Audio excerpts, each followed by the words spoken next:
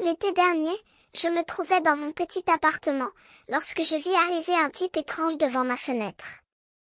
Il se tenait là, immobile, regardant fixement la rue, depuis environ 30 minutes déjà.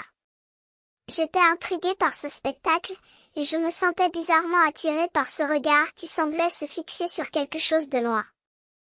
Je me suis assise sur mon canapé, en me penchant légèrement vers la fenêtre, pour mieux voir ce qui se passait.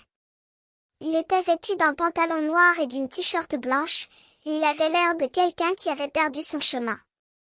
Il était debout au milieu de la rue, comme s'il était en train de réfléchir à quelque chose de très important. Je me sentais curieuse de savoir ce qu'il faisait là, et je me demandais si je devais aller le voir. Je me suis levée et j'ai ouvert la fenêtre pour mieux entendre ce qu'il disait. Il semblait parler à quelqu'un, mais je ne voyais personne d'autre que lui. Il continuait à parler, mais je ne comprenais pas ce qu'il disait. Il y avait quelque chose de bizarre dans son ton, quelque chose de désagréable.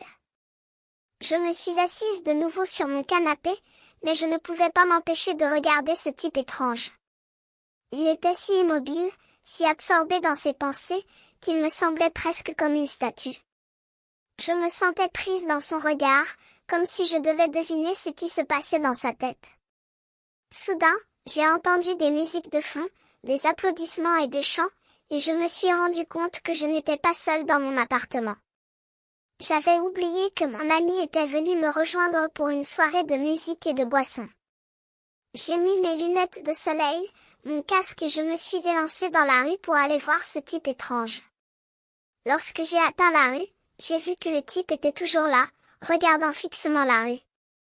J'ai ressenti une sensation étrange, comme si je devais le rejoindre, comme si je devais comprendre ce qu'il faisait là. J'ai approché de lui, et j'ai entendu les mots qu'il disait. Il ne conduira même pas le camion tout seul, du ketchup bourré dans la voiture Nennet. Ouais, on n'a plus de bière, ils ont, je suppose, bloqué la porte, on devrait voir la voiture avant. Je me sentais perdue, comme si je venais de pénétrer dans un rêve étrange. Je me suis retournée vers mon ami, qui me regardait avec une expression inquiète. Je me suis approchée de lui, et j'ai entendu les mots qu'il disait. C'est quoi ce bordel? Sors d'ici, mec, tu vas être nul, mec, sors d'ici, vas-y.